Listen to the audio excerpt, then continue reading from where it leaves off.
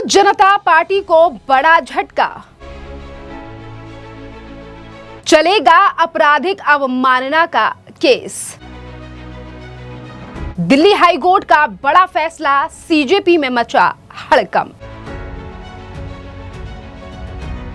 Delhi high court ने cockroach जनता party के नेता सौरभ दास पर अब कानूनी शिकंजा कस लिया है। जी हां, जस्टिस स्वर्णकांता शर्मा से जुड़े आपराधिक अवमानना केस में अब इलेक्ट्रॉनिक सबूत मिटाने के आरोप लगे हैं सौरभ दास के ऊपर, जो सीजेपी के स्पोक्स पर्सन है। दिल्ली हाई कोर्ट की जस्टिस नवीन चावला और जस्टिस रविंद्र डुडेजा की बेंच ने कॉकरोच जनता पार्टी के नेता सौरभ दास को आपराधिक अवमानना केस में 4 हफ्ते के अंदर जवाब दाखिल करने का निर्देश दिया है और आरोप है कि सौरभ दास समेत आम आदमी पार्टी के नेता अरविंद केजरीवाल, मनीष सिसोदिया, संजय सिंह और गोपाल राय ने जस्टिस स्वर्णकांता शर्मा को बदनाम करने के मकसद से सोशल मीडिया पर सोची समझी मुहिम चलाई, उनके खिलाफ कई तरीके के ट्वीट किए और बाद में उन्हें डिलीट कर दिया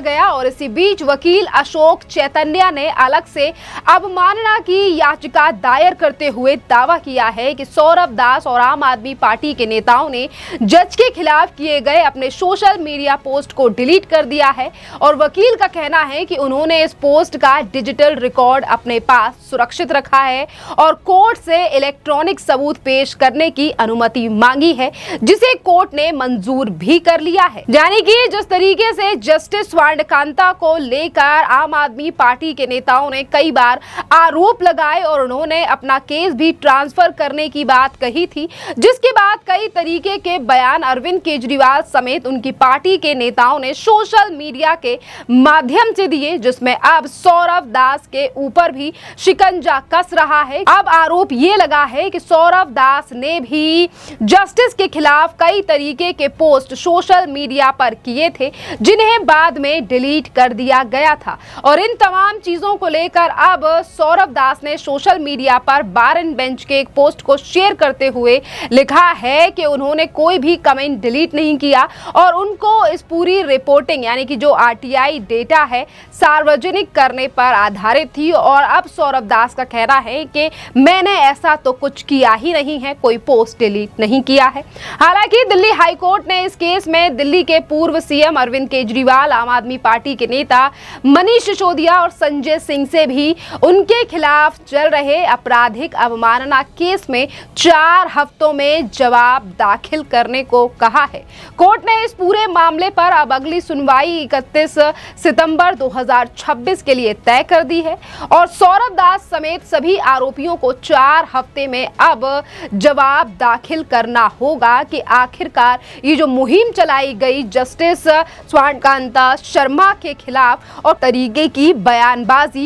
इन तमाम नेताओं के द्वारा की गई। देखिए, यहाँ पर अब सौरभ दास और आम आदमी पार्टी के नेताओं को ही लेकर सवाल उठ रहे हैं, क्योंकि सौरभ दास हों या फिर अभिजीत दिपके हों, ये आम आदमी पार्टी से ही जुड़े हुए लोग हैं, ये बात किसी से भी नहीं छुपी है। और जिस तरीके से ये कई पोस्ट पर आम आदमी पार्टी के लिए काम कर चुके हैं, जिनमें से सौरभ दास की बात करें या फिर हम बात करें अभिजीत दीपके की, जिस तरीके से सीजेपी के प्रोटेस्ट में आम आदमी पार्टी के द्वारा बयानबाजी की गई और आम आदमी पार्टी के नेता बार बार मंच पर दिखाई दिए। इसी के साथ साथ आपके लिए बता दें तो अब ये जो नजदीकियां हैं, इन पर अब आम आदमी पार्टी के नेताओं के साथ साथ सौरभ दास की भी मुश्किलें बढ़ने वाली हैं, क्योंकि एक तरफ सौरभ दास ने कहा है कि मैंने कोई कमेंट या पोस्ट डिलीट नहीं किया, पर वहीं दूसरी तरफ कोर्ट में जिन वकील ने एक और याचिका लगाई है, उन्होंने सीधे तौर पर यह बयान दिया है और कहा है कि मेरे पास वो सारे पोस्ट हैं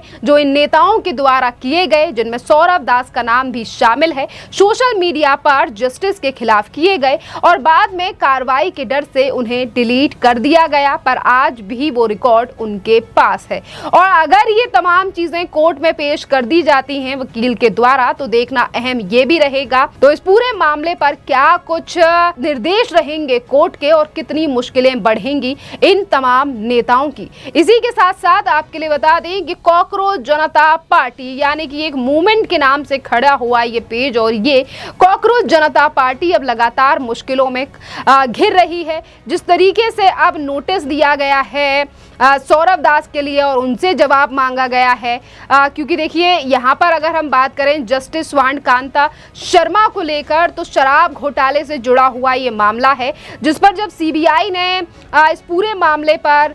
निचली अदालत के फैसले को चुनौती देते हुए याचिका लगाई, तो अरविंद केजरीवाल ने सबसे पहले जस्टिस स्वांतकांता को लेकर सवाल उठाए और उन्होंने कहा कि ये मामला ट्रांसफर होना चाहिए, क्योंकि उनको लग रहा है कि शायद जो निचली अदालत के द्वारा फैसला दिया गया था उसे पलटा जा सकता है। और उसके बाद कई तरीके के आरोप आम आदमी पार्टी के इन्हीं नेताओं के द्वारा लगाए गए थे। और बात यहाँ पर अगर शराब घोटाले की करें तो आप जानते ही हैं कि आम आदमी पार्टी के कितने नेताओं के नाम इसके अंदर आए और कौन आखिरकार जेल जाकर भी वापस आया। और इस पूरे मामले को लेकर, और यहाँ पर अगर हम बताएं तो इस पूरे मामले को लेकर क्या कुछ आगे की रणनीति रहेगी, कार्रवाई रहेगी, वो तो कोर्ट ही डिसाइड करेगा आने वाले 21 सितंबर को। पर इससे पहले हम आपके लिए बता दें सीजेपी के मूवमेंट और अभिजीत दीपके के द्वारा जो तमाम इन दिनों बयानबाजी की जा रही है या फिर और भी चीजें कही जा रही हैं, जिस पर अब केंद्रीय मंत्री रामदास अठावले का भी बयान सामने आया है।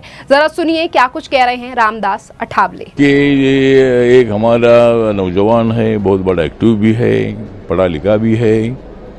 और उन्होंने कॉकरोच जनता पार्टी स्थापन करके एक बहुत बड़ा आंदोलन पूरे देश भर में खड़ा किया। यहाँ भी जंतर मंतर पर 25-26 दिन तक उसका आंदोलन चलता रहा, और उनकी पूरी मांगे जो हमारी सरकार एनडीए सरकार है, मोदी सरकार है, उन्होंने पूरी मांगे मान्य कर दी है। तो मुझे लगता है कि अभी कोई सूरत का एक आरटीआई का कोई वर्कर है, कार्यकर्ता है, उन्होंने मतलब उनके संबंध में कुछ टिप्पणी की है कि भाई वो अमेरिका कैसा गया था, पैसा उन्होंने कहाँ से लाया था,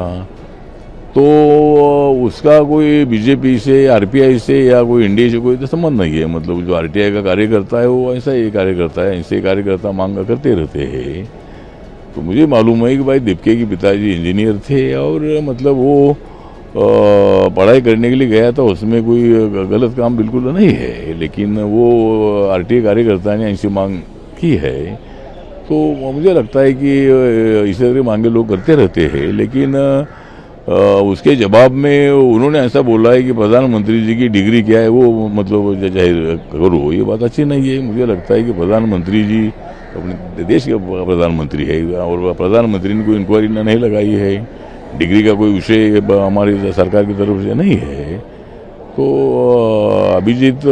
दीपके को मेरा कहना इतना ही है कि भाई एक आंदोलन आपका सफल हुआ है, आगे गरीब लोगों के लिए और भी लोगों के लिए आप आंदोलन करते रहो, मांग करते रहो, लेकिन प्रधानमंत्री के बारे में ऐसी टिप्पणी करना ठीक नहीं है। तो देखिए रामदास अठावले का बयान आपने सुना, उन्होंने कई तरीके ये भी कहा है कि जो भी मांगे इन लोगों के द्वारा की गई थी